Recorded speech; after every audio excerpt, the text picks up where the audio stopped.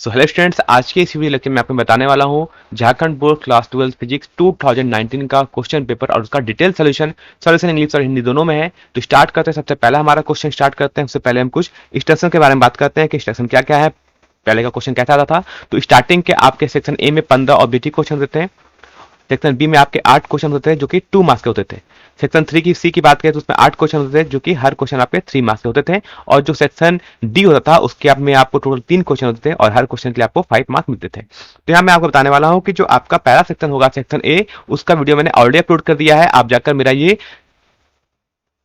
ये वीडियो देख सकते हो। इसका जो वीडियो का लिंक का जो डिस्क्रिप्शन में होगा ना, जो भी इसका वीडियो का लिंक होगा वो आपको इस वीडियो के डिस्क्रिप्शन में आपको मिल जाएगा। वहां पर जाके आप सारा वो 15 एमसीक्यू देख सकते हो, डिटेल एमसीक्यू इंग्लिश और हिंदी दोनों में। हम करने वाले इस वीडियो में सिर्फ सब्जेक्ट के क्वेश्चन। तो स्टार्ट करते हैं।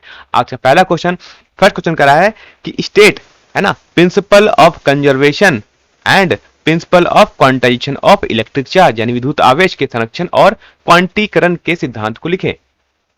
ठीक है, तो सबसे पहले बात करते हैं क्या होता है principle of conservation of charge, क्या होता है। तो कहता है इन एन आइसोलेटेड सिस्टम, मतलब एक पृथक प्रणाली है ना, इसको बोलते हैं एकदम आइसोलेट हो, जिससे बाहर दुनिया से कोई मतलब नहीं हो। कह रहा है कि एक आइसोलेटेड सिस्टम में total charge does not change with time, यानी इसमें जो टोटल चार्ज होता है वो कभी भी टाइम के साथ चेंज नहीं करता है। अर्थात दैट इज हम बोल सकते हैं कि charge can neither be created nor be destroyed, अर्थात चार्ज को आप ना ही बना सकते हैं ना ही आप आवेश को नष्ट कर सकते हैं। ये हो गया आपका principle of conservation of charge.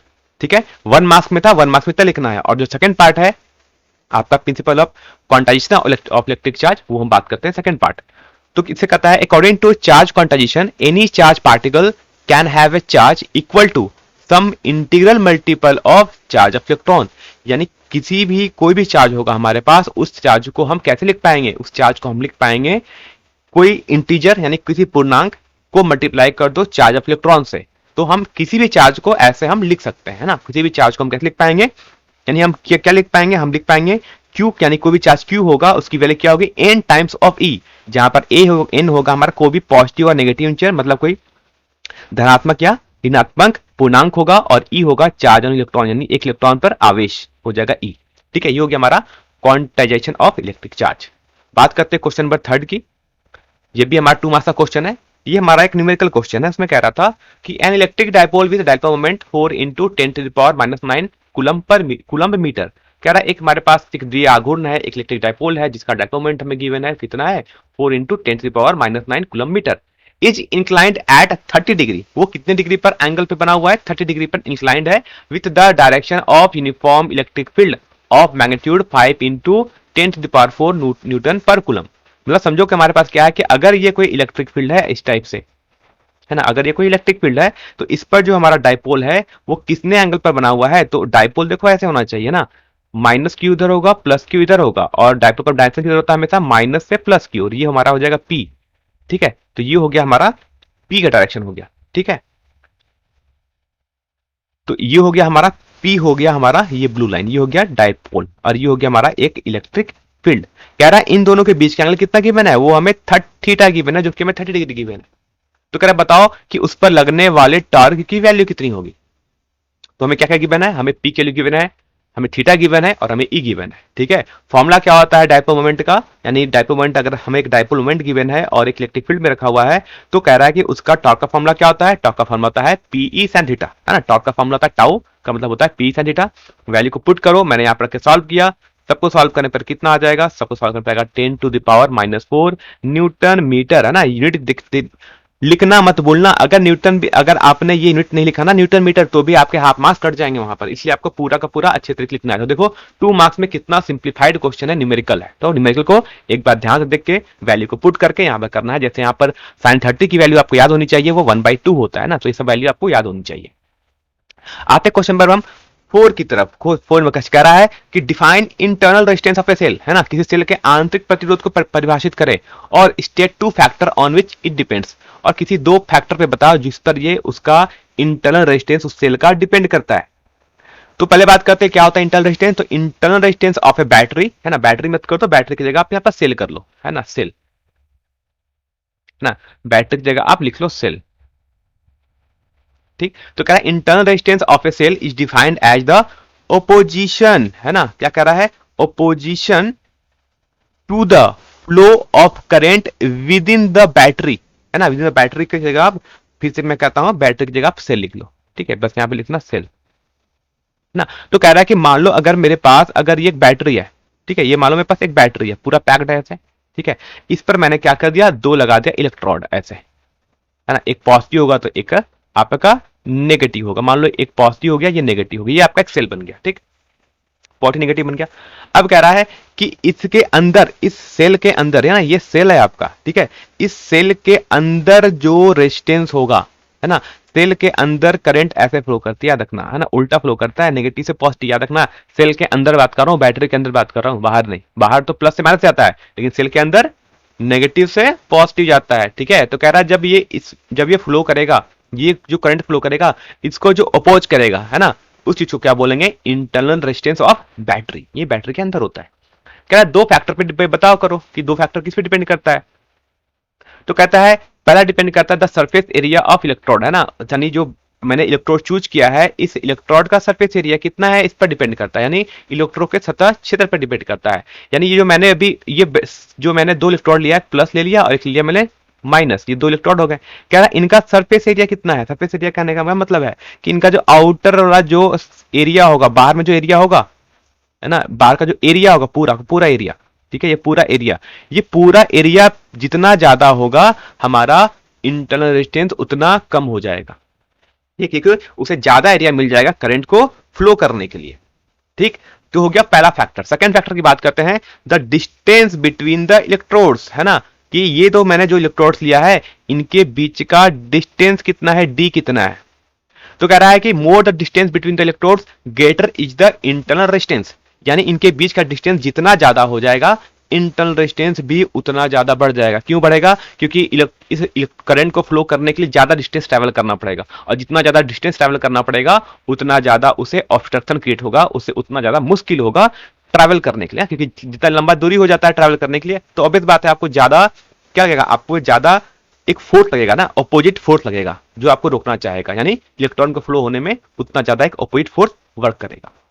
कुछ फैक्टर्स और भी हैं जैसे आप याद रख सकते हो, केमिकल, है ना, कि आप जो बैटरी ले रहे हो उसमें केमिकल क्या है ना, जैसे आप इलेक्ट्रोलाइट क्या यूज कर रहे हो, इस पे भी डिपेंड करता है, ठीक है। बात करते हैं क्वेश्चन नंबर 5 की। कह रहा है what are paramagnetic substances and how does it magnetic susceptibility vary with temperature. तो क्या होता है, हमारे अनुचुंबकीय पदार्थ क्या होते हैं और उसकी चुंबकीय प्रवृत्ति तापमान के साथ किस प्रकार परिवर्तित होता है। तो कहता है कि पैरामैग्नेटिक मटेरियल्स, ठीक है, तो कह रहा है paramagnetic materials are the materials that have permanent dipole moment, है ना, परमानेंट मैग्नेटिक मोमेंट। तो कहता है अनुचुंबकीय पदार्थ वे पदार्थ होते हैं जिनमें अस्थायी चुंबकीय आघूर्ण होते हैं, है ना, उसमें परमानेंट क्या होगा, मैग्नेटिक मोमेंट होगा, ठीक। और paramagnetic materials experience a weak attraction when placed in magnetic field. कह रहा है कि अगर इस टाइप के पदार्थ को, अगर आप एक पैरामैग्नेटिक सब्सटेंस यानी एक अनुचुंबकीय पदार्थ को अगर आप किसी एक्सटर्नल मैग्नेटिक फील्ड में रखते हैं तो वो एक वीक अट्रैक्शन फोर्स का फील करते हैं, मतलब वो एक कमजोर लेकिन आकर्षण का अनुभव करते हैं। कब इसको आपका, तो ये कहां पर रखता है, जब आपको चुंबकीय क्षेत्र में रखे जाने पर अनुचुंबकीय पदार्थ कमजोर आकर्षण का अनुभव करते हैं, यानी वीक अट्रैक्शन फील करते हैं। ये हो गया हमारा अनुचुंबकीय पदार्थ जिसको बोलते हैं पैरामैग्नेटिक सब्सटेंसेस।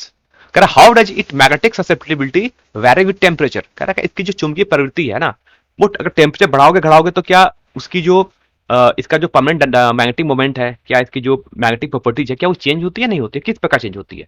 तो कहता है कि मैग्नेटिक ससेप्टिबिलिटी, है ना, कहते हैं जो magnetic susceptibility is inversely proportional to the value of absolute temperature, यानी जो चुंबकीय संवेदनशीलता होती है वो पूर्ण तापमान के व्युत्क्रमानुपाती होती है, यानी इसका जो ससेप्टिबिलिटी भी होता है वो inversely proportional to absolute temperature T होता है, मतलब ये टेम्परेचर के इनवर्सली होगा, मतलब अगर टेम्परेचर बढ़ेगा तो इसकी ससेप्टिबिलिटी घट जाएगी, है ना, और अगर टेम्परेचर घटेगा तो ससेप्टिबिलिटी बढ़ जाएगी, यानी इनवर्सली डिपेंड करता है।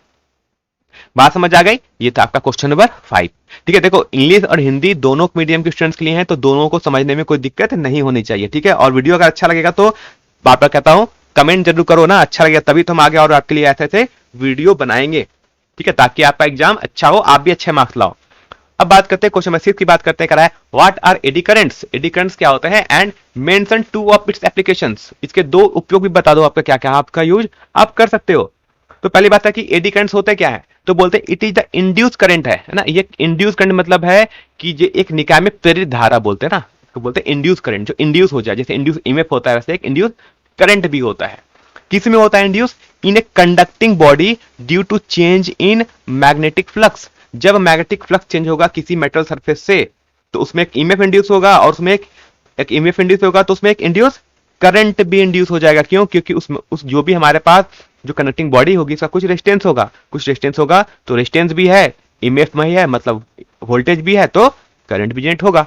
उस करंट को क्या बोलते हैं हम लोग, एडी करंट बोलते हैं। तो ये कौन सा करंट है, ये चुंबकीय प्रवाह में परिवर्तन के कारण एक चालक निकाय में प्रेरित धारा है, इसको हम क्या बोलेंगे, एडी करंट बोलेंगे, इसको भंवर धाराएं बोलते हैं आप। ठीक है, कह रहा है इसकी दो उपयोग बता दो, तो कह रहा है ऑटोमोबाइल स्पीडोमीटर है ना, पहला यूज लिखना, ये यूज बता दे रहा हूं मैं इसका, ठीक है, या लिख लो यूज। पहला इसका यूज है ऑटोमोबाइल स्पीडोमीटर में, मतलब कि ऑटोमोबाइल स्पीडोमीटर में हम इसका यूज करते हैं, यानी eddy currents are use to know the speed of a vehicle, है ना, एक व्हीकल की कितनी स्पीड है इसको हम जानने के लिए एडी करंट्स का भी यूज करते हैं। ठीक है, और सेकंड पॉइंट आता है कि सेकंड पॉइंट मतलब सेकंड इंपॉर्टेंट यूज क्या है इसका, मैग्नेटिक ब्रेक्स में, है ना, कहा यूज करते हैं हम इसको, चुंबकीय ब्रेक में यूज करते हैं, जैसे कि the interaction between the AD currents and the applied magnetic field slow down the wheel, है ना, स्लो द व्हील्स डाउन, यानी जो आपकी चुंबकीय ब्रेक होगा तो जो आपका एडी करंट होगा ना, एडी करंट, है ना, इसको लिखना भंवर धाराएं, है ना, ये होगा आपका भंवर धारा, यानी जो एडी करंट होगा और जो अप्लाइड चुंबकीय क्षेत्र होगा उनके बीच ना, उनके बीच के पहियों को धीमा कर देती है ना, उनके बीच जो भी इंटरेक्शन होगा, उनके बीच जो भी संबंध होगा उसको क्या करेगा, दोनों इंटरेक्ट करते हैं एक दूसरे से और क्या करते हैं, पहिए की स्पीड को धीमा कर देते हैं। ठीक है, बात करते हैं क्वेश्चन नंबर 7 की तरफ आते हैं, लिखता है two use of each ultraviolet ray and microwave, है ना, तो कह रहा है कि अल्ट्रावायलेट रे और माइक्रोवेव यानी पराबैंगनी किरण और माइक्रोवेव की दो दो उपयोग को लिखो। देखो हर क्वेश्चन के लिए आपको हाफ हाफ मार्क्स मिल जाएंगे, है ना, 2 पॉइंट लिखते हैं अल्ट्रावायलेट के लिए तो वहां से मिल जाएंगे हाफ हाफ 1 मार्क्स, और माइक्रोवेव के लिए आप 2 यूज लिखोगे तो उसके लिए आपको मिल जाएंगे हाफ हाफ मार्क्स, है ना, तो बहुत ज्यादा लिखने की जरूरत नहीं भी है। तो पहला बोलते हैं अल्ट्रावायलेट रे आर यूज्ड, इसका हम यूज करते हैं, कहां करते हैं, इन डिटेक्शन ऑफ इनविजिबल राइटिंग, है ना, यानी पराबैंगनी किरणों का उपयोग हम अदृश्य लेखन का पता करने, पहला यूज तो हो गया, और दूसरा इन प्रिजर्वेशन ऑफ फिंगरप्रिंट्स, है ना, किसी के हाथ का अगर आपको फिंगरप्रिंट्स को रखना है बहुत दिन तक तो आप क्या करेंगे, उसके लिए आप यानी उंगलियों के निशान को संरक्षण में के लिए आप अल्ट्रावायलेट रे का यूज करेंगे। तो ये इसका 2 यूज हो गया ना, समझ आ गया कौन कौन सा 2 यूज, पहला हो जाएगा आपका detection in invisible writing and in preservation of fingerprints, मतलब अदृश्य लेखन का पता लगाने, पहला यूज हो गया, और दूसरा यूज हो गया कि उंगलियों के निशान के संरक्षण में किया जाता है। ये हो गया आपका अल्ट्रावायलेट रे का यूज। अब बात करते हैं कि माइक्रोवेव का क्या यूज है, तो microwave are used in radar and communication system, है ना, यानी माइक्रोवेव का उपयोग जो आपके रडार होते हैं, जो आपके स्पाइस आपके जो जेट फ्लाइट्स होते हैं, जो फाइटर जेट होते हैं, आपके शिप्स होते हैं, है ना, उसमें लगा होता है रडार सिस्टम, उसमें हम यूज करते हैं। और दूसरा काम कम्युनिकेशन सिस्टम यूज करते हैं। कम्युनिकेशन सिस्टम का मतलब है कि आपके घर में जो डिश टीवी आता होगा, है ना, तो आपके छत के ऊपर एक एंटीना लगा होगा, तो उसमें कहीं ना कहीं से सिग्नल आता है, वो सिग्नल कहां से आता है, आपके सैटेलाइट से। अब सैटेलाइट से जो सिग्नल आता है वो यानी वहां से क्या आ रहा है, वहां से एक वेव आ रही है, उस वेव वो कौन सी वेव है, वो आपकी माइक्रोवेव है ना। तो इस तरह से आप इसका हम यूज करते हैं, यानी रडार में और कम्युनिकेशन सिस्टम में हम इसका 2 यूज करते हैं। 2 यूज मैंने ऊपर बता दिया, 2 ये हम बता दिया, टोटल आपको 2 मार्क्स यहां से मिल जाएंगे। ठीक है, आते अगले क्वेश्चन लिख रहा है give the symbol and truth table of OR gate and NAND gate, है ना, ऑर गेट और नैंड गेट का संकेत यानी इसको कैसे आप डिनोट करते हो, और दूसरा कह रहा है कि इसकी ट्रूथ टेबल लिखो, सत्यता सारणी भी लिखो। तो पहले हम बनाएंगे और गेट के बारे में। ठीक है, और गेट क्या होता है, और गेट का सबसे पहले हम बनाएंगे सिंबल। तो ये होता है सिंबल आपका और गेट का, है ना, ये रहा आपका और गेट, ध्यान रखना ये और गेट है। ठीक है, ऐसे 2 इनपुट होगा और एक आउटपुट होगा, तो इनपुट लिख लो ए और बी और इसका लिख लो आउटपुट एक्स। ठीक है, ये हो गया और गेट। कह रहा है और अब बनाते हैं हम एंड गेट।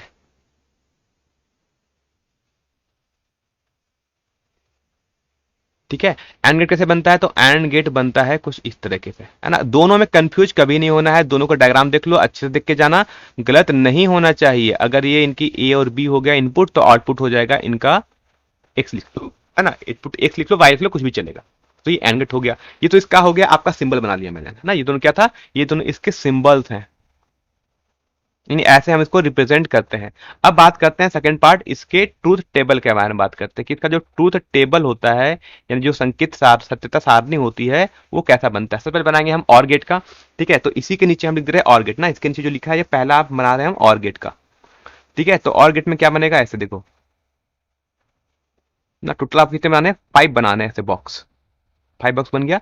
यहाँ लिखोगे इनपुट ए एंड बी, तो यहाँ लिखो आउटपुट है आपका एक्स, ठीक। ऐसा ही आपको एक सारणी बना देते हैं हम, किसके लिए, एंड गेट के लिए। तो एंड गेट के लिए भी क्या बनाएंगे, ऐसे ही सेम टेबल बनाना है आपको, जिसमें आपके 5 बॉक्स ऐसे रो बनने चाहिए, ठीक है। यहां भी लिखेंगे ए एंड बी, और यहां भी आउटपुट लिख लेंगे हम लोग एक्स। अब भरते कैसे हैं यहाँ पर, तो नंबर लिख सकते हैं।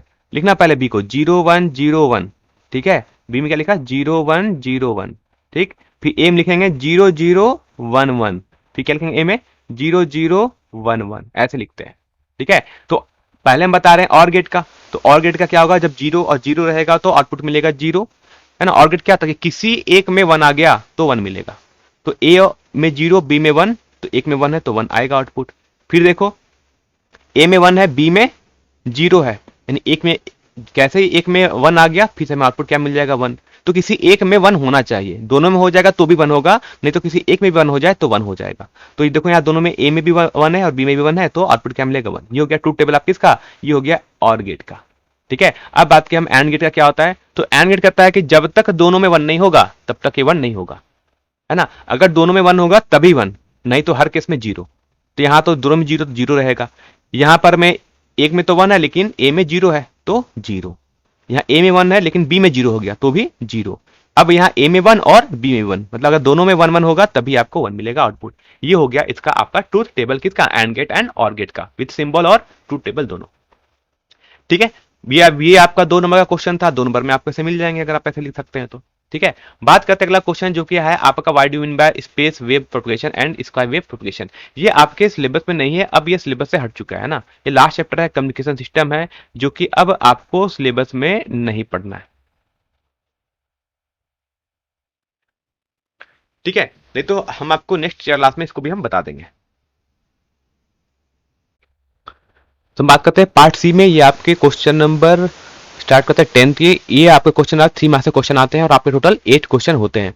तो पहला क्वेश्चन क्या आता है, drive an expression for the capacitance of parallel plate capacitor, ठीक है। हमें एक पैरेलल प्लेट कैपेसिटर के लिए एक्सप्रेशन निकालना है कि उसका फॉर्मूला क्या होता है, कैपेसिटेंस का फॉर्मूला क्या होता है, यानी एक समांतर पट्टिका संधारित्र की धारिका का व्यंजक, मतलब एक्सप्रेशन हमें निकालना है, ठीक है। ये क्वेश्चन आपका 3 मार्क्स का है। तो पहले बात करते हैं कि क्या होता है पैरेलल प्लेट कैपेसिटर। तो बात करते हैं कि पैरेलल प्लेट कैपेसिटर क्या होगा कि हमारे पास मान लो 2 ऐसे प्लेट्स है ना। ऐसा क्या है, 2 पैरेलल प्लेट्स है, ठीक है। कहते हैं इन दोनों पे जो चार्ज है, एक पे चार्ज प्लस क्यू, एक पे चार्ज माइनस क्यू, ठीक। और दोनों का जो एरिया है वो कितना एरिया है, दोनों का एरिया ए है, ठीक है। और इनके बीच का डिस्टेंस कितना है, वो अगर स्मॉल डी है। तो कहते हैं कि let the area of each plate is a, है ना। दोनों प्लेट का एरिया ए है और दोनों के बीच का प्लेट के बीच का डिस्टेंस कितना है, वो अगर डी है ना। तो now the charge induced across इस कैपेसिटर इज क्यू। तो क्या होगा, दोनों पर इक्वल चार्ज इंड्यूस होगा, एक पे प्लस क्यू होगा और एक पे माइनस क्यू होगा ना, इक्वल एंड अपोजिट चार्ज। तो सरफेस चार्ज डेंसिटी क्या होती है, सिग्मा का फॉर्मूला होता है sigma equal to Q by A, ठीक है। यानी चार्ज डिवाइड बाय एरिया करेंगे तो हमारा सरफेस चार्ज डेंसिटी आ जाएगा। बात करते हैं now the electric field outside the capacitor is zero. याद रखना कि कैपेसिटर के बाहर इलेक्ट्रिक फील्ड कितनी होती है, जीरो होती है, यानी बाहर में इलेक्ट्रिक फील्ड कितनी होगी, वो जीरो होगी दोनों साइड, ठीक। तो and the net electric field between the plates of capacitor is given bye, देखो अब एक चार्ज प्लस है और एक चार्ज क्या है, माइनस है, ठीक। तो अगर एक चार्ज प्लस है और एक चार्ज माइनस है, तो यहां पर जो इनके बीच का जो इलेक्ट्रिक फील्ड होता है वो कितना होता है, वो मान लो इस चार्ज के चलते कितना होगा, प्लस क्यू चार्ज के चलते जो इलेक्ट्रिक फील्ड होगा वो मान लो अगर इवन है, ठीक। वो क्या कहां से कहां जाएगा, हमेशा पॉजिटिव चार्ज से निकलता है, ठीक। और दूसरा जो माइनस क्यू चार्ज है उसके चलते भी इलेक्ट्रिक फील्ड कितना होगा, उसके चलते भी इलेक्ट्रिक फील्ड होगा, उसका डायरेक्शन भी सेम होगा ना, टुवर्ड्स नेगेटिव चार्ज। और मान लो इसके चलते इलेक्ट्रिक फील्ड कितना, अगर वो E2 है तो दोनों का डायरेक्शन सेम है। और हमें पता है कि एक इनफाइनाइट कंडक्टिंग शीट के चलते जो इलेक्ट्रिक फील्ड का फॉर्मूला आता है वो कितना होता है, सिग्मा बाई कितना होता है, sigma by F2 epsilon naught. तो इवन के चलते भी सिग्मा बाई 2 एप्सिलॉन नॉट, और जो चार्ज हमारा माइनस क्यू उसके चलते भी कितना हो जाएगा सिग्मा बाई 2 एप्सिलॉन नॉट। क्यों होगा? क्योंकि दोनों का चार्ज डेंसिटी सेम है, क्योंकि दोनों पे चार्ज क्यू है, दोनों का एरिया सेम है। तो यहाँ पर टोटल इलेक्ट्रिक फील्ड कितना आ जाएगा सिग्मा बाई एप्सिलॉन नॉट। तो कभी अगर आपसे पूछा जाए कि बताओ पैरा प्लेट कैपेसिटर के बीच में नेट इलेक्ट्रिक फील्ड कितना होता है, तो वो होता है आपका sigma by epsilon naught. Now the potential difference between plate is given by V equal to कहता है E डॉट डी, है ना, E डॉट DL होता है। तो यहां से हम E की जगह क्या लिख देंगे sigma by epsilon not into D. ठीक, अब मैंने सिग्मा की जगह क्या पुट कर दिया Q बाई A, यानी Q बाई A और into D by epsilon naught. तो therefore the capacitance of para plate capacitor को हम क्या लिख सकते हैं, C इक्वल टू में पता है क्या होता है Q बाई V। अगर C equal to Q by V होता है, तो यहां से अगर हम Q बाई V निकाल ले, है ना, यहां से अगर हम Q बाई V निकाल ले, तो यहां से Q बाई V की कितनी हो जाएगी, वो हो जाएगी epsilon naught A by D।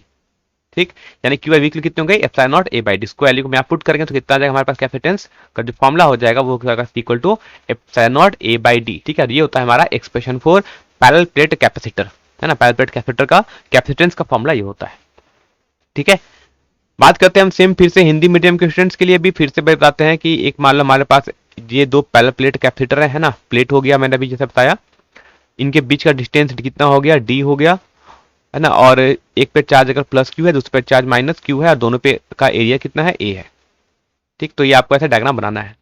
ठीक, बाकी मैंने कहा कि मान लो प्लेट का क्षेत्रफल A है और D दूरी है, तो उनके बीच अगर, है ना, दोनों पे चार्ज अगर प्लस क्यू और एक पे माइनस क्यू है, तो जो पृष्ठ आवेश घनत्व होता है वो sigma equal to Q by A हो जाएगा। और इस प्रकार दोनों के बीच में जो इलेक्ट्रिक फील्ड का फॉर्मूला होगा वो सिग्मा बाई एप्सिलॉन नॉट हो जाएगा, नेट इलेक्ट्रिक फील्ड इनके बीच में, है ना, जो टोटल इलेक्ट्रिक फील्ड होगा उसका फॉर्मूला क्या हो जाएगा epsilon not sigma by epsilon not. और हमें पता है कि दोनों प्लेट के बीच का जो विभव का अंतर होता है, पोटेंशियल डिफरेंस होता है, वो V equal to E dot D होता है। E की जगह मैंने सिग्मा बाई एप्सिलॉन नॉट लिख लिया, ठीक, इनटू D, और फिर क्या करते हैं यहाँ पर जो मैंने सिग्मा लिखा है, सिग्मा की जगह क्या लिख दें Q by A। This implies क्या होगा कि यहाँ से अगर हम Q बाई V निकालना चाहें तो हो जाएगा epsilon naught A by D। ठीक है, इस प्रकार हम बोल सकते हैं कि समांतर प्लेट के संधारित्र का धारिता कितना होता है sigma C equal to Q by V होता है, और Q बाई V कितना आ गया फॉर्मूला हमारा epsilon naught A by D। ये हमारा पूरा का पूरा हो जाएगा प्रूफ। ठीक है, तो इसी तरीके से इतना ही एग्जाम में लिखना है, तभी आपको एग्जाम में 3 में से 3 मार्क्स मिलेगा। ठीक है, बात करते हैं अगले क्वेश्चन। क्वेश्चन नंबर कह रहा है कि explain with circuit diagram, explain with the circuit diagram the parallel combination of identical cell, है ना, parallel combination of identical cell, यानी बहुत सारे सेल लगे हैं जो सेम टाइप के हैं, मतलब सबका इमेज भी सेम है, सबका इंटरनल रेजिस्टेंस भी सेम है। कह रहा find the condition for maximum current in the external resistance connected with the combination. तो कह रहा है बताओ जब उसमें हम एक्सटर्नल रेजिस्टेंस लगा देते हैं तो बताओ कब मैक्सिमम करंट बैटरी से निकलेगा। ठीक है, तो बात करते हैं पहला, मान लो ये हमारे पास क्या है सेल है ना A1, ये देखो यहाँ पर टोटल मैंने मान लिया, मान लो यहाँ पर जो टोटल नंबर ऑफ सेल्स है वो मान लो मेरे पास सेल है टोटल M सेल है, कितने हैं मान लिया यहाँ पर M सेल है टोटल। ठीक है, जैसे first cell, second cell, third cell, ऐसे करते करते टोटल कितने सेल है, यहाँ पर M सेल है ना, यहाँ पर आपको 4 दिख रहा है लेकिन ये टोटल मान लो M सेल है।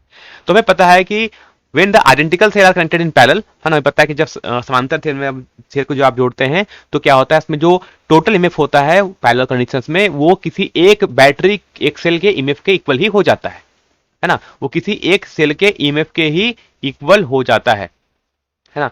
Combination of cell remains equal to the EMF of a single equivalent cell, है ना, किसी एक सेल के इमेफ के बराबर ही होता है। और इनका जो नेट रेजिस्टेंस होगा वो नेट रेजिस्टेंस किसके इक्वल होता है, तो जो नेट रेजिस्टेंस होगा वो किसके इक्वल हो जाएगा, तो बात करते हैं कि उनका जो नेट रेजिस्टेंस जो उनका एक समतुल्य होता है वो किसी एक सेल के, है ना, किसी एक सेल के आंतरिक प्रतिरोध के समांतर भी होगा। मतलब उनका जो टोटल इंटरनल रेजिस्टेंस है, इंटरनल रेजिस्टेंस भी क्या हो जाएगा, वो भी आपके पैरेलल में हो जाएंगे। अब मान लो कि अगर M आइडेंटिकल सेल अगर कनेक्टेड है पैरेलल में तो उनका जो टोटल इंटरनल रेजिस्टेंस होगा, क्योंकि वो सब पैरेलल में है, तो पैरेलल में इक्विवेलेंट रेजिस्टेंस कितना होता है, जब सारे रेजिस्टेंस इक्वल हो और सभी पैरेलल कंडीशन में लगे हो तो उनका जो इक्विवेलेंट रेजिस्टेंस होता है वो R net equal to R by M हो जाता है। M क्या है, नंबर्स ऑफ सेल्स, है ना, यानी टोटल कितने, तो कितने यहाँ पर टोटल इंटरनल रेजिस्टेंस हो जाएंगे, तो हर सेल का इंटरनल रेजिस्टेंस अगर R है और टोटल नंबर ऑफ सेल अगर M है तो टोटल रेजिस्टेंस कितना हो जाएगा, इंटरनल रेजिस्टेंस हो जाएगा R by M। Last let suppose करो कि हमने यहाँ पर एक क्या लगा दिया, एक हमने यहाँ पर लगा दिया है एक, ध्यान दो तो यहाँ पर एक मैंने लगा दिया है एक्सटर्नल रेजिस्टेंस R।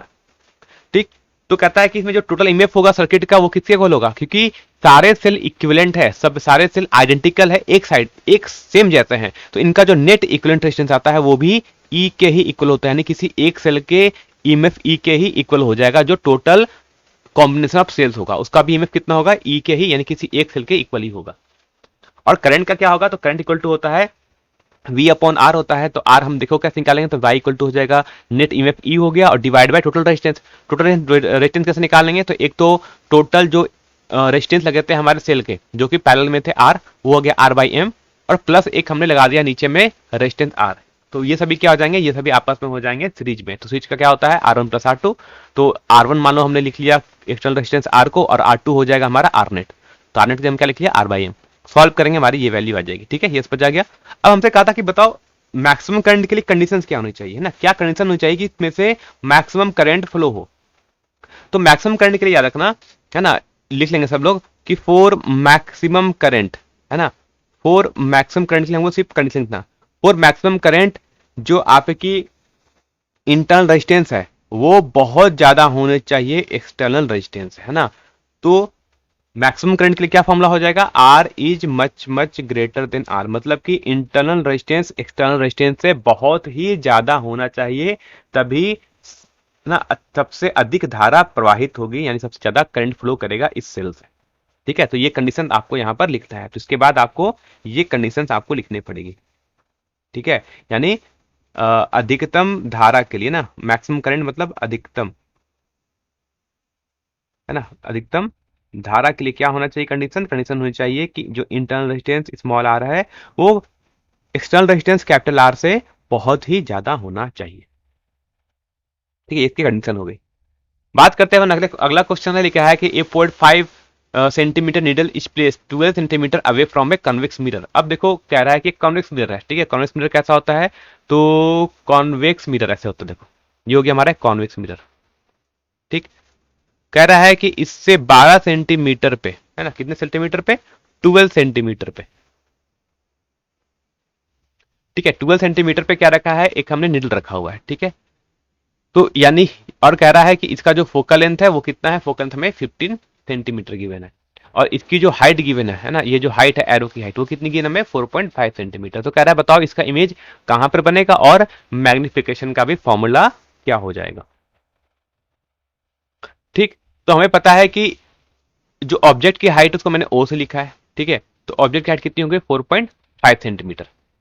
ठीक है, यू का फॉर्मूला क्या होता है, यू इक्वल टू होता है माइनस यू का, देखो अपना यू जो ऑब्जेक्ट का डिस्टेंस है इसको हम यू बोलते हैं, ये कितना है हमारा -12 सेंटीमीटर, क्योंकि ऑब्जेक्ट का डिस्टेंस हमेशा नेगेटिव होता है। ठीक, उसके बाद हमसे दिया है वो कॉन्वेक्स मिरर है, मतलब एक उत्तल दर्पण है, तो उत्तल दर्पण के लिए फोकल लेंथ क्या होता है हमेशा पॉजिटिव, ये भी याद रखना। ठीक है, उत्तल लेंस के लिए फोकल लेंथ क्या होता है हमेशा पॉजिटिव, चाहे वो कॉन्वेक्स लेंस हो चाहे वो कॉन्वेक्स मिरर हो, दोनों की जो फोकल लेंथ होती है वो हमेशा दोनों कंडीशन में फोकल लेंथ हमेशा पॉजिटिव होती है। और कॉन्केव मिरर या फिर कॉन्केव लेंस जिसको आप अवतल लेंस या अवतल दर्पण बोलते हैं उसके लिए फोकल लेंथ हमेशा नेगेटिव होती है। ठीक, तो हमसे यह देता है कॉन्वेक्स मिरर है तो फोकल लेंथ लेंगे हम लोग +15।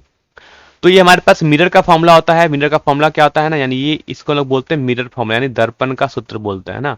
तो ये हो गया आपका मिरर फॉर्मूला। तो मिरर फॉर्मूला क्या था 1/v + 1/u = 1/f, तो 1/v इक्वल टू हो जाएगा 1/f - 1/u। ठीक है, तो बस वैल्यू को पुट किया है, ध्यान देना यहाँ पर कि u की जगह क्या पुट करना -12 रख के सॉल्व करेंगे, तो 1/v इक्वल टू हो जाएगा ये माइनस माइनस ऊपर जाके प्लस बन जाएगा, एलसीएम लेके सॉल्व किया तो 4 + 5/60, यानी 1/v की वैल्यू, यानी 1/v की कितनी आ गई 9/60, यानी v का फॉर्मूला क्या हो जाएगा 60/9 यानी 20/3 सेंटीमीटर। यानी देखो जो v आ रहा है वो क्या आ रहा है आपका पॉजिटिव में आ गया, कितना आ गया पॉजिटिव में, यानी जो v की वैल्यू यानी जो इमेज का डिस्टेंस होगा वो कितना होगा 12/3 सेंटीमीटर। पहला आंसर यहाँ से आ गया। फिर हमसे पूछा था कि मैग्निफिकेशन का फॉर्मूला क्या होता है। देखो सिंस ये मिरर है तो मिरर के लिए जो मैग्निफिकेशन का फॉर्मूला होता है वो एक होता है m = -v/u। ठीक है, तो अब लिखते हैं माइनस साइन लिख लिया। अच्छा, v की जगह क्या लिखा है, v का हमारा फॉर्मूला है 20/3 डिवाइड बाई u। अच्छा, u कितना था, u हमें गिवन है वो -12 है। देखो u के लिए कितनी है -12 सेंटीमीटर, तो यहाँ पर -12 रखेंगे, माइनस से माइनस साइन कैंसिल होकर प्लस बन जाएगा, और सॉल्व करके पूरी वैल्यू को तो हो जाएगा 20/3 × 12। सॉल्व करते हैं यहाँ से तो 4 से 3 टाइम्स में, 4 से ये 5 टाइम्स में, तो फाइनल हमारा जो मैग्निफिकेशन का फॉर्मूला आ जाएगा वो आ जाएगा 5/19। ठीक है, कितना आ जाएगा 5/19। ठीक है, तो ये आपका हो जाता है कंप्लीट आंसर आपका 3 मार्क्स के लिए न्यूमेरिकल। तो न्यूमेरिकल को बहुत ही ध्यान से, बहुत प्यारे ढंग से एकदम समझ के जाना है ना, गलती नहीं करनी है, इसलिए मैंने आपको सारे न्यूमेरिकल्स अच्छे से करा दे रहा हूँ। ठीक है, स्टेप बाय स्टेप मैंने बहुत डिटेल्स में लिखा है ताकि आपको स्टेप बाय स्टेप समझ आ जाए। बात करते अगला क्वेश्चन लिखा था what is polarization of light, state and explain Brewster's law. कह रहा था कि प्रकाश का ध्रुवण क्या है और ब्रूस्टर्स के नियम को लिखे और समझाएं। तो पहली बात करते हैं, तो पहला देखो ये ध्यान से देखना यहाँ पर कि यहाँ पे वो 111 मार्क्स लिखे हुए हैं, यानी आपको क्या करना है कि पहले पोलराइजेशन ऑफ लाइट के लिए 1 मार्क्स मिलेंगे। तो पहले हम लिखते हैं कि the phenomena of restricting the vibration of light that means electric vector in a particular direction, है ना, एक पर्टिकुलर डायरेक्शन में जो कि परपेंडिकुलर हो to the direction of propagation of wave is called polarisation of light, है ना। कह रहा है कि जब हमारे पास जो नॉर्मल लाइट आती है वो ना उसमें बहुत सारे इलेक्ट्रिक फील्ड्स के वेक्टर्स होते हैं ना, इसमें कुछ इलेक्ट्रिक फील्ड, क्योंकि हमारे पास जो लाइट होती है वो क्या होती है, वो एक आपकी इलेक्ट्रोमैग्नेटिक वेव है। अब वो इलेक्ट्रोमैग्नेटिक वेव है तो उसमें इलेक्ट्रिक फील्ड होगा। ठीक, इलेक्ट्रिक फील्ड होगा तो वो वाइब्रेट करते हैं ना, उसमें एक इलेक्ट्रिक फील्ड नहीं है, बहुत सारे इलेक्ट्रिक फील्ड्स हैं और सब अलग अलग डायरेक्शन में क्या करते हैं, वाइब्रेट करते हैं। देखो ऐसे मान लो लाइट है तो लाइट समझो ऐसे ऐसे बहुत सारे लाइट ऐसे वाइब्रेट करती रहती है इस टाइप से। ठीक, कह रहा है कि क्या होता है पोलराइजेशन, तो कहता है कि इसको इस टाइप से आपको किसी एक ऐसे मटेरियल से पास कराना है ताकि इसका उस मटेरियल से पास क्रॉस करने के बाद वो बस ये बच जाए एक, है ना, बाकी सब क्या हो जाए, रुक जाए, या इसको हम रेस्ट्रिक्ट कर दे, रोक दे। तो कहता है तरंग तरंग के प्रसार की दिशा के लंबवत, है ना, किसी विशेष दिशा में प्रकाश के कंपन को सीमित करने की घटना को प्रकाश का ध्रुवण कहा जाता है। ठीक है, अब देखोगे कि जो हमारा लाइट कैसे ट्रेवल कर रहा है, लाइट हमारे से ट्रेवल कर रहा है, तो लाइट अगर ट्रेवल ऐसे कर रहा है तो देखोगे कि ये इसके परपेंडिकुलर है ना, ये इसके क्या बन गया, परपेंडिकुलर बन जाता है 90 डिग्री। मतलब लाइट अगर ऐसे जा रही है तो आपका पोलराइजेशन इस टाइप से होना चाहिए ना, ताकि एंगल कितना रहे, 90 डिग्री। इसकी इस घटना को क्या बोलते हैं, प्रकाश ध्रुवीकरण, या जिसको हम पोलराइजेशन ऑफ लाइट भी बोलते हैं। अब ये इसका डायग्राम बनाना है ना, अगर जैसे आपने ये लिखा है ना, state and explain Brewster's law, जैसे आपने लिखा पोलराइजेशन ऑफ लाइट, एक 1 मार्क्स मिल गया। जैसे आपने अगर इसका डायग्राम बना लिया, ठीक है, ध्यान रखना ये इंग्लिश मीडियम और हिंदी मीडियम दोनों के लिए अलग अलग डायग्राम है। जैसे आपने ये डायग्राम बनाएगा 1 मार्क्स और मिल गया। अब बचा 1 मार्क्स में आपको क्या करना है, ब्रूस्टर्स के नियम को लिखना है और एक्सप्लेन करना है। तो मैंने कहा है जहां पर संभव हो सकता है, कोशिश हो सकती है, तो आप वहां पर डायग्राम जरूर बनाएं, तभी आपको ना अभी आपको पूरे में पूरे मार्क्स मिलते हैं, नहीं तो मार्क्स काटने के बहुत ज्यादा चांसेस होते हैं, है ना, और लिखने का तरीका भी यही होता है हमेशा। तो कहता है कि ब्रूस्टर्स लॉ क्या था कि व्हेन ए अनपोलराइज्ड लाइट, है ना, strike at polarising angle theta P. ठीक, तो कह रहा है कि जब एक अनपोलराइज्ड लाइट को पोलराइजिंग एंगल पर इंसिडेंट किया जाए, है नहीं, यानी जब प्रकाश का आपतन कोण, है ना, एक सघन माध्यम से विरल माध्यम में को पृथक करने वाली सतह पर ध्रुवण का कोण अगर थीटा पी होता है और उसमें अगर म्यू की वैल्यू थीटा पी हो जाए, यानी जब एक अनपोलराइज्ड लाइट स्ट्राइक करे एक किस एंगल पर, थीटा पी एंगल पर, है ना, ये अगर एंगल ऑफ इंसिडेंस हो जाए और ये कोई हमारा अनपोलराइज्ड लाइट है जो मैंने बताया था इस टाइप से है, on an interface separating a rare medium from a denser medium, है ना, मतलब कि एक ऊपर का मीडियम वो आपका क्या होना चाहिए, रेयर मीडियम होना चाहिए, नीचे का मीडियम क्या होना चाहिए, सघन माध्यम, मतलब नीचे का माध्यम आपका वो डेंसर होना चाहिए। अगर इस टाइप से अगर वो इंसिडेंट हो तो क्या होता है कि आफ्टर रिफ्लेक्शन, है ना, आफ्टर रिफ्लेक्शन जो लाइट आपका ऐसे ट्रैवल करेगा, लाइट ऐसे, है ना, जो सी पे जा रहा लाइट, है ना, ये क्या होगा, आपका रिफ्लेक्टेड लाइट होगा, यानी ये परावर्तित रे होगा, और ये क्या होगा, ये 100% पोलराइज लाइट हो जाती है ना, ये क्या होती है, 100% पोलराइज्ड होती है। ठीक है, ये कब होगा, जब आपका, है ना, ये मैंने कहा ये कब होगा, जब म्यू की वैल्यू tan थीटा पी के इक्वल हो, यानी जो आपका डेंसर मीडियम है, डेंसर मीडियम का जो रिफ्लेक्टिव इंडेक्स है ना, जो डेंसर मीडियम क्या है, रिफ्लेक्टिव इंडेक्स है, उसके इक्वल होना चाहिए ना। मान लो इसका रिफ्लेक्टिव इंडेक्स कितना है, अगर इसका रिफ्लेक्टिव इंडेक्स अगर आपका म्यू है ना, अगर रिफ्लेक्टिव इंडेक्स कितना है, म्यू है इसका, तो कहता है कि म्यू की जगह tan थीटा पी के हो जाए तो उसमें क्या होगा, जो आपका रिफ्लेक्टेड रे होगा वो क्या होगा, जो कि रेयर मीडियम में होगा, वो कंप्लीटली पोलराइज हो जाएगा, 100% पोलराइज लाइट वो बन जाएगा, यानी परावर्तित किरण क्या होगी, वो पूर्णतः ध्रुवित हो जाता है, और साथ में, है ना, reflected and reflected ray are mutually perpendicular, यानी ये जो दो रे होगी, रिफ्लेक्टेड और रिफ्लेक्टेड रे, इनके बीच का एंगल कितना हो जाएगा, उसमें 90 डिग्री हो जाएगा, है ना। और इस चीज को आप क्या कहते हैं, इस चीज को हम बूस्टर्स का नियम भी कहते हैं, यानी उसमें परावर्तित किरण और अपवर्तित किरण दोनों एक दूसरे पर लंबवत होती है, और इसे हम बूस्टर्स का नियम भी कहते हैं। ठीक, बस इतना ही आपको लिखना है और ज्यादा कुछ नहीं लिखना है, बस इतना लिख दोगे 3 में 3 मार्क्स आपका मिल जाएगा। ठीक है, तो इंग्लिश मीडियम और हिंदी मीडियम दोनों के लिए मैंने यहाँ पर साफ साफ बता दिया है, आपको यही चीज लिखना है। बात समझ आ गई। अगला क्वेश्चन देखते हैं। क्वेश्चन में कह रहा है कि light of frequency 7.21 into 10 to the power 14 hertz, है ना, एक लाइट आ रही है जिसकी फ्रीक्वेंसी हमें गिवन है, वो इंसिडेंट होती है एक मेटल सरफेस पे। यानी कुछ कहने का क्वेश्चन आपका फोटो इलेक्ट्रिक इफेक्ट का है कि एक लाइट आ रही है जिसकी फ्रीक्वेंसी गिवन है और एक मेटल सरफेस पे इंसिडेंट हो रहा है। कह रहा है जब मेटल सरफेस पे इंसिडेंट होगा तो उसमें से कुछ इलेक्ट्रॉन निकल रहे हैं ना, और इलेक्ट्रॉन जो निकल रहे हैं उनकी मैक्सिमम स्पीड कितनी है, 6.0 into 10 to the power 5 metre per second उस सरफेस से। तो क्या बताओ थ्रेशोल्ड फ्रीक्वेंसी क्या होना चाहिए for the emission of electron. मतलब कह रहा है कि मान लो अगर कोई लाइट ऐसे सरफेस हो गया मेरे पास, ठीक, तो अगर कोई लाइट ऐसे से आ रही है, इसकी फ्रीक्वेंसी मुझे गिवन है, मान लो म्यू है, ठीक, फिर यहां से क्या होगा, यहां से इलेक्ट्रॉन जो बैठे हैं नीचे वो ऊपर ऊपर आएंगे, फिर यहां से इलेक्ट्रॉन निकल जाएंगे। कह रहा है जो इलेक्ट्रॉन निकलेंगे उसकी भी हमें स्पीड गिवन है, वी मैक्सिमम स्पीड हमें गिवन है। ठीक, तो कह रहा है बताओ इस मेटल सरफेस की थ्रेशोल्ड फ्रीक्वेंसी न्यू नॉट की वैल्यू क्या होगी। ठीक, तो हमें पता है क्या कि एच न्यू यानी जो एनर्जी इंसिडेंट होती है एच न्यू हो जाएगा एनर्जी, क्योंकि एनर्जी का फॉर्मूला क्या था, एच न्यू, है ना। तो एच न्यू इक्वल टू क्या हो जाएगा, वर्क फंक्शन, यानी ये होती है हमारी एनर्जी इंसिडेंट का फॉर्मूला होता है work function plus maximum kinetic energy. ठीक है, इंसिडेंट एनर्जी को लिख सकते हैं एच न्यू और वर्क फंक्शन को लिखते हैं एच न्यू नॉट, जहां पर न्यू नॉट होता है हमारा threshold frequency equal to kinetic energy maximum. मैंने क्या किया यहाँ पर सबको डिवाइड कर दिया एच से, तो एच से जैसे डिवाइड करके बन जाएगा, है ना, ए से डिवाइड करके, डिवाइड से मैंने इसको ए से डिवाइड कर दिया, तो ये फॉर्मूला बन जाएगा nu equal to nu naught plus kinetic energy maximum divide by h. यानी न्यू नॉट की वैल्यू कितनी हो जाएगी, यानी यहां से न्यू नॉट की वैल्यू हो जाएगी new minus kinetic energy maximum by H. ठीक, और काइनेटिक एनर्जी मैक्सिमम का फॉर्मूला क्या होगा, हाफ एम वी स्क्वायर। ठीक है, काइनेटिक एनर्जी का मैक्सिमम का फॉर्मूला क्या होता है, हाफ एम वी स्क्वायर, तो हाफ एम वी स्क्वायर हो गया इंटू एच। ठीक, तो अब मैंने क्या किया, फिर उसके बाद मैंने यहाँ पर सिंपल सा क्या किया है, फॉर्मूला को बस रख के सॉल्व किया है ना, मतलब मैंने क्या कर लिया, बस यहाँ पर म्यू के लिए पुट कर दी ना, न्यू के लिए पुट कर दी, फिर 1/2 मास ऑफ इलेक्ट्रॉन, देखो हमें सब कुछ गिवन है, मास ऑफ इलेक्ट्रॉन गिवन है और एच की वैल्यू भी गिवन है, तो ये पुट कर दिया। वी हमें गिवन था velocity 6 into 10 to the power 5 का होल स्क्वायर हो जाएगा, और नीचे मैंने प्लैंक कांस्टेंट की वैल्यू यानी एच के लिए पुट कर दी। पुट करने पर सॉल्व करने पर कितना आता है, ये वैल्यू होती है ना, ये वैल्यू याद रखना कितनी होती है, ये वैल्यू जो होगी वो आपकी हो जाएगी, अब इसको आप थोड़ा सा इरेज भी कर सकते हो।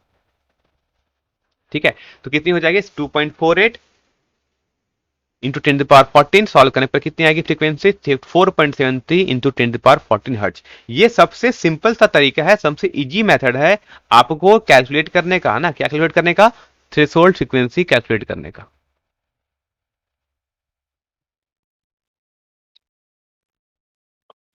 चलिए बात समझ आ गई यहाँ पर, यहाँ से आप थ्रेशोल्ड फ्रीक्वेंसी निकाल सकते हैं, और ये आपके थ्रेशोल्ड फ्रीक्वेंसी का फॉर्मूला आ गया, आंसर करेक्ट यहाँ पर। आते क्वेश्चन पर हम 15 करा कि water isotopes, isobar and isotones, है ना, आइसोटोप क्या होते हैं, आइसोबार्स क्या होते हैं और आइसोटोन्स क्या होते हैं, और इसका एक एग्जाम्पल बता दो। देखो आइसोटोप, आइसोबार एंड आइसोटोप जिसको बोलते हैं समस्थानिक, संभारिक और समन्यूट्रॉनिक। तो पहले बताते हैं आइसोटोप्स क्या होते हैं। तो isotopes are elements that have different mass number, है ना। आइसोटोप्स क्या होते हैं, वो एलिमेंट्स होते हैं जिनका मास नंबर तो अलग होता है लेकिन उनका एटॉमिक नंबर सेम होता है। यानी समस्थानिक ऐसे तत्व होते हैं जिनकी द्रव्यमान संख्या तो भिन्न होगी, है ना, यानी एटॉमिक मास नंबर तो डिफरेंट होगा लेकिन उनका एटॉमिक नंबर मतलब परमाणु संख्या क्या होती है, समान होती है। जैसे यहां पर देखोगे तो यहां पर जो मैंने बनाया आपको, है ना, तो कह रहा है कि इनका ये एटॉमिक नंबर तो सेम है। हाइड्रोजन का मैंने 2 एटम लिया ना, तो हमें एक एक एग्जांपल बताना था। तो एग्जांपल देखो कि हाँ 1 1 क्या है, ये हमारा नीचे होता है उसको हम एटॉमिक नंबर बोलते हैं, उसको परमाणु संख्या बोलते हैं, वो समान है। लेकिन देखो दोनों का जो मास नंबर है वो ऊपर वाला टर्म को क्या बोलते हैं हम लोग, मास नंबर यानी द्रव्यमान संख्या बोलते हैं, वो क्या है, डिफरेंट है। तो इसे ही क्या बोलते हैं, हम बोलेंगे ये हाइड्रोजन के क्या है, ये हाइड्रोजन के 2 आइसोटोप्स हैं, यानी हाइड्रोजन के 2 समस्थानिक है। तो हो गया पहला हमारा समस्थानिक जिसको हम बोलते हैं आइसोटोप्स। बात करते हैं क्या होता है आइसोबार्स, या जिसको हम संभारिक बोलते हैं, क्या होते हैं ये निकालते कैलकुलेट करते हैं। तो कहता है isobars are the atoms of different element, है ना, ये अलग अलग एलिमेंट ना, सेम एलिमेंट के नहीं होंगे क्योंकि ये अलग अलग एटम्स होते हैं, मतलब अलग अलग आपके एलिमेंट होंगे ना, अलग अलग एलिमेंट होंगे। तो समानिक संभारी क्या होते हैं, तो विभिन्न तत्वों के परमाणु होते हैं, ये एटम्स होते हैं किसके, डिफरेंट एलिमेंट के, जिनका डिफरेंट एटॉमिक मास नंबर होगा, जिनकी परमाणु संख्या तो भिन्न होगी, है ना, एटॉमिक नंबर मतलब परमाणु संख्या अलग होगी लेकिन उनका सेम मास नंबर होता है, यानी उनका द्रव्यमान संख्या लेकिन उनकी बराबर हो जाती है। तो देखो जैसे यहाँ पर मैंने कहा कि उनका एटॉमिक नंबर देखो, एक पोटासियम और एक कैल्शियम का दोनों का एटॉमिक नंबर क्या है, सेम है, डिफरेंट है। तो एटॉमिक नंबर डिफरेंट होगा तो एलिमेंट भी सेम हो जाएगा, डिफरेंट हो जाएगा। तो एटॉमिक नंबर जैसे चेंज हुआ तो दोनों एलिमेंट भी चेंज हो गया। मैंने कहा था ये दो डिफरेंट एलिमेंट होने चाहिए, यानी एक पोटासियम होगा तो एक कैल्शियम। लेकिन दोनों का क्या है ना, मास नंबर सेम है। देखो देखो 40-40 सेम है, तो दोनों का मास नंबर सेम है लेकिन एटॉमिक नंबर डिफरेंट है। तो हम बोलेंगे यहाँ पर पोटेशियम और कैल्शियम क्या है, ये दोनों आइसोबार्स है ना, ये दोनों क्या है, एक दूसरे के समभारिक है। ठीक है, समभारिक मतलब सेम भार, है ना। तो यानी दोनों का मास सेम, मतलब दोनों का द्रव्यमान सेम होना चाहिए। लास्ट बात करते हैं आइसोटोन्स का। तो समन्यूटॉनिक क्या होते हैं इसका बात करते हैं। तो कहता है आइसोटोन्स, है ना, isotones are the element of different element. ये भी डिफरेंट एलिमेंट का होंगे, याद रखना ना, किसका, ये भी डिफरेंट एलिमेंट के होंगे, एलिमेंट पे नहीं हो सकते हैं। तो isobars are the atoms of different element, यानी समन्यूटॉनिक विभिन्न तत्वों के परमाणु होते हैं, having equal number of neutron, जिनमें के परमाणु नाभिक में समान संख्या में न्यूट्रॉन्स होते हैं, यानी equal number of neutrons in the atomic nucleus, यानी उनके न्यूक्लियस में क्या होंगे, सेम नंबर ऑफ न्यूट्रॉन्स होने चाहिए। जैसे यहाँ पर देखो तो देखोगे कि यहाँ पर दोनों का जो एटॉमिक नंबर है वो भी डिफरेंट है, जो इनका मास नंबर है ना, यानी जो उनका द्रव्यमान संख्या संख्या है वो भी अलग है। तो इक्वल क्या है, तो आप जैसे कि इसको आप देखो कैलकुलेट करके, मैं दिखा दूं यहाँ पर कि अगर आप जैसे इसको अगर आप कैलकुलेट करोगे, ठीक है, अगर आप यहाँ पर जैसे जैसे आप कैलकुलेट करोगे तो 40 - 6 क्या होगा कार्बन, देखो तो 40 - 6 यानी मास नंबर से में से एटॉमिक नंबर को सब्ट्रैक्ट करोगे, यानी 40 - 6 करोगे तो ये 8 आएगा। और 8 क्या होता है, यही होते हैं नंबर ऑफ न्यूट्रॉन, है ना। और हम क्या कहते हैं, दोनों के सेम नंबर ऑफ न्यूट्रॉन्स होनी चाहिए। ऊपर में चेक करते हैं हमारा नाइट्रोजन का। तो देखो नाइट्रोजन का एटॉमिक मास नंबर है कितना है, मास नंबर 15 है, और एटॉमिक नंबर कितना है 7। ये भी करोगे तो कितना आ जाएगा 8। यानी यहाँ बोलेंगे दोनों में क्या है, नंबर ऑफ न्यूट्रॉन्स। अब दोनों में नंबर ऑफ न्यूट्रॉन्स क्या आ गए, सेम आ गए। तो अगर दोनों में अगर नंबर ऑफ न्यूट्रॉन्स अगर सेम हो जाए, है ना, यानी दोनों में क्या है, नंबर ऑफ न्यूट्रॉन सेम है, तो क्या बोलेंगे, दोनों क्या है, आपके आइसोटोन्स है, यानी सम न्यूट्रॉनिक है। ठीक है, तो ये हो गया आपका करेक्ट आंसर क्वेश्चन नंबर 15 का। बात करते हैं क्वेश्चन नंबर हम 16। कह रहा है what is Zener diode, explain the action as a voltage regulator. तो कह रहा है जेनर डायोड क्या होता है, इसके एक्शन को वोल्टेज रेगुलेटर को आप समझाएं। तो पहले मैं इसको बताऊंगा इंग्लिश मीडियम में, फिर आपको बताऊंगा हिंदी में भी क्या लिखना है आपको। तो कहता है Zener diode is a special purpose diode, एक स्पेशल पर्पस डायोड होता है design to operate under reverse bias. और ये किस में वर्क करता है, हमेशा रिवर्स बायस में। तो कभी पूछ लिया जाए अगर आपके ऑब्जेक्टिव एग्जाम में कि जेनर डायोड किस बायस में वर्क करता है, फॉरवर्ड या रिवर्स या एनी, तो याद रखिएगा ये सिर्फ रिवर्स बायस में वर्क करता है। और ये कहां पर वर्क करता है, ये ब्रेकडाउन रीजन में वर्क करता है, और इसका यूज किया जाता है एज ए वोल्टेज रेगुलेशन के लिए, यानी वोल्टेज को कंट्रोल करने के लिए हम इसका यूज करते हैं। ठीक है, इसका सिंबल याद रखोगे, ये होता है हमारा, है ना, इसका पीएन जंक्शन हो गया। तो इसमें एक जेड बना होता है ना, इस जेड के कारण देखा उल्टा जेड नजर आ रहा होगा, तो एक उल्टा जेड बना होता है इस टाइप से, उल्टा जेड, इसको बोलते हैं जेनर डायोड। इसका सर्किट डायग्राम कुछ इस टाइप से होता है कि इसको हम क्या करते हैं, सर्किट में हमेशा पैरेलल में लगाते हैं। यहाँ पे लगा जेनर डायोड, यहाँ से हमारा फ्लक्चुएटिंग इनपुट वोल्टेज हम सप्लाई करेंगे। तो हमारे पास सर्किट डायग्राम, और यहाँ से हमें रेगुलेटेड आउटपुट वोल्टेज मिलेगा। मतलब कहना है कि जितना वो आउटपुट वोल्ट जितना वोल्टेज इस जेनर डायोड के क्रॉस होगा उतना ही वोल्टेज हमें आउटपुट में भी मिलेगा, क्योंकि क्या है, जेनर डायोड और हमारा जो आउटपुट वोल्टेज है दोनों पैरेलल में लगा हुआ है, और पैरेलल में सेम वोल्टेज होता है। ठीक, और क्या होता है, ये जो जेनर डायोड का वोल्टेज है वो हमेशा फिक्स रहता है, वो चेंज नहीं करता है। अगर वोल्टेज आपका भले भले फ्लक्चुएट करे, लेकिन जेनर डायोड एक स्पेशल टाइप का डायोड है जिसका वोल्टेज वेरी नहीं करेगा, भले ही आपका इनपुट वोल्टेज आगे ऊपर नीचे हो, लेकिन जेनर डायोड के क्रॉस वोल्टेज फिक्स रहता है हमेशा, इसलिए तो यूज करते हैं। तो जैसे ही जेनर डायोड के क्रॉस वोल्टेज फिक्स हो जाएगा तो हम जो आउटपुट वोल्टेज मिल रहा है वो भी क्या हो जाएगा आपका फिक्स, यानी इससे वोल्टेज घटे बढ़ने पर भी आपके आउटपुट वोल्टेज में कोई डिफरेंस नहीं आएगा, वो हमेशा फिक्स रहेगा। इसलिए इसको यूज करते हैं एज ए वोल्टेज रेगुलेटर के। तो कहता है इफ द, अब कैसे वर्क करता था ये भी देख लेते हैं, है ना। तो if the input voltage is increased, the current through RS and the zener diode also increased ना। तो आरएस के थ्रू भी वोल्टेज करंट बढ़ेगा, और इस जेनर डायोड के अक्रॉस भी वोल्ट करंट बढ़ेगा। This increase the voltage drop across RS, है ना। अब इसमें से अगर आरएस में अगर रेजिस्टेंस आरएस है, उसमें से अगर कोई करंट फ्लो कर रहा है तो इसके अक्रॉस कुछ वोल्टेज ड्रॉप होगा, है ना। लेकिन without any change in the voltage across Zener diode, लेकिन जेनर डायोड के अक्रॉस वोल्टेज चेंज नहीं होता है।